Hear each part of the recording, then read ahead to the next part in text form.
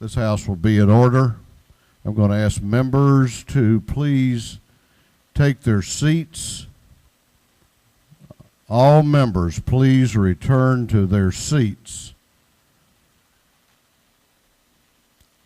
We have a very, very special visitor.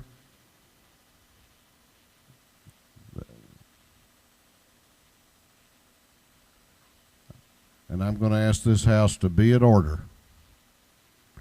It's a great honor for me to introduce to you a great Georgian who really needs no introduction, and welcome him back to this house where he served 16 years, rising to the position of minority leader.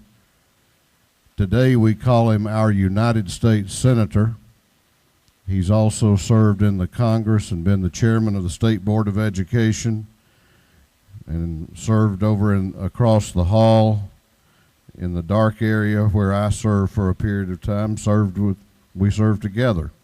But it's a real pleasure for me to introduce a friend, a mentor, and a great, great Georgian, and a former member of this House, Senator Johnny Isakson. Senator Isakson.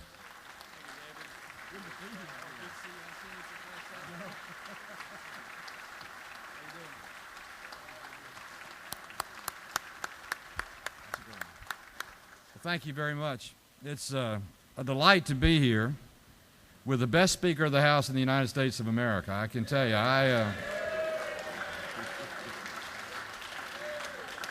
y'all clapped at the right time. I'm very proud of you.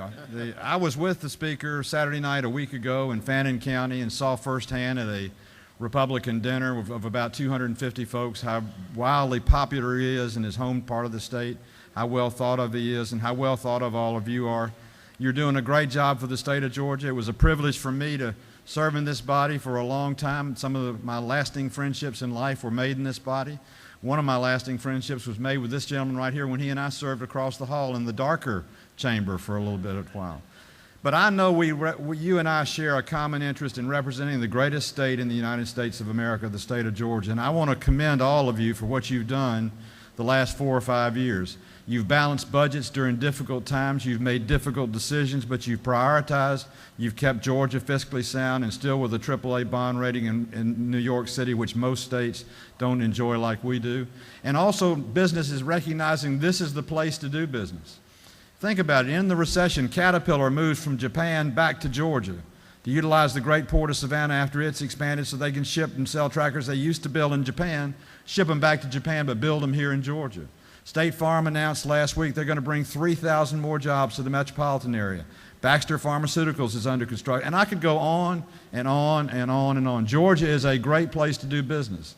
If you're a great place to do business, there's one underlying reason, one fundamental. That is, you have a business-friendly state government. A state government that believes in making the playing field level for business, but lets competition pick the winners and competition pick the losers. It was an honor for me to serve in this body in my first elected office. I've learned more here than anywhere else, and I've tried to apply it everywhere I go. It's an honor and privilege for me to represent you in Washington, D.C., and it's a privilege for me to serve with Senator Chambliss, who I know was here last week. And I'm pleased to tell you that after a conference call he and I had last Friday with the Vice President of the United States, we are this close to dotting the last I and crossing the last T on the expansion of the Savannah Harbor Deepening Project.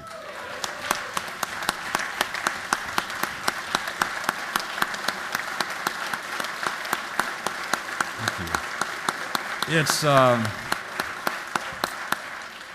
not done, but it's that close. Fish and Wildlife signed off, the Corps of Engineers have signed off, the EPA has signed off. President Obama put a placeholder in this year's budget for the Port of Savannah funding. The Vice President has traveled around the world and took me with him to the Panama Canal 2 months ago to meet with the President of Panama to dot some of the last I's and T's that we had to on international agreements. A project that has had 15 years of labor, and a lot of elected congressmen, senators, and representatives and senators in the state have worked very hard to see happen. Those ships are going to be coming through, and in about 5 years, you'll be able to go to Savannah, Georgia, and you'll be able to see ships with 14,000 tractor-trailer containers come through that harbor and go under that Talmadge Bridge and offload in Georgia. You'll be able to see them get on a rail train and go to Cordele, Georgia, where an inland port will distribute around the southeastern United States. The port is not just big business for Savannah and Georgia, it's big business for the United States of America.